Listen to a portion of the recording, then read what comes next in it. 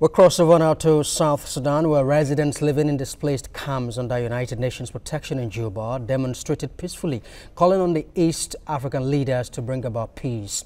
The protesters warned that the exclusion of Riek Machar from the peace process will prolong the ongoing war in the world's youngest nation. They accused some East African leaders of planning to block Machar from returning to South Sudan.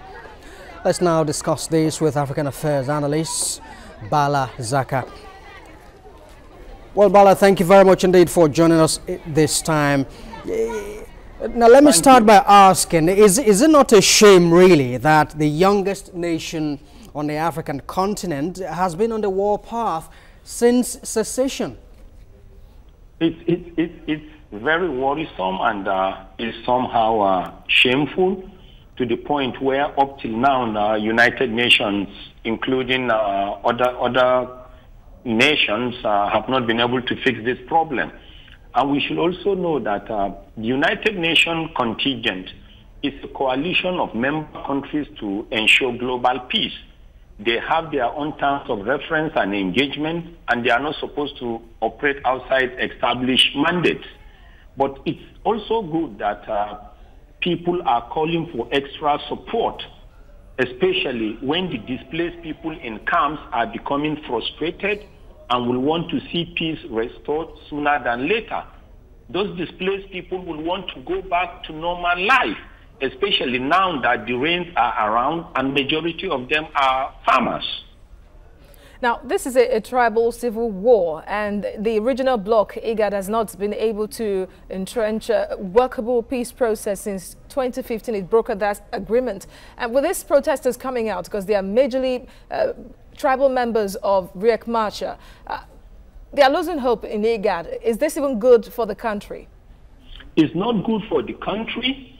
It's not good for the continent of Africa. And it's not even good for the world and the global peace we have been fighting for. Let us remember that successful peace and conflict resolution cannot be achieved, can never be achieved by proxy. So the invitation and participation of gladiators usually guarantees transparency, trust, and psychological relief. We should also remember that the South Sudan conflict initially started due to political and power disagreement between President Salva Kiir and his deputy Riek Machar. Unfortunately, today it has even degenerated and has become an ethnic conflict with severe casualty on both sides. So both actors are needed to guarantee political peace and a good and an integrated South Sudan.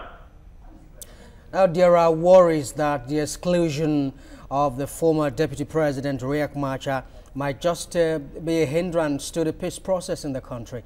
Are you on the same page with this submission? Sure, I'm 100% on the same page. Because like I said, you cannot achieve successful peace and conflict resolution without including the key actors. So the invitation and participation of gladiators like Riek Machar will definitely guarantee transparency in the negotiation, it will guarantee trust, and it will guarantee psychological relief.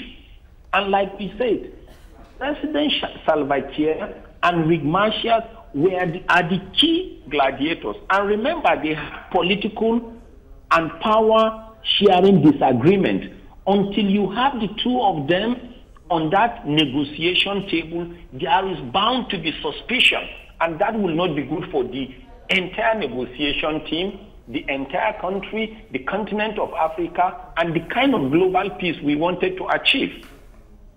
Bala Zakka, African Affairs analyst, thank you for your time on TVC News Hour.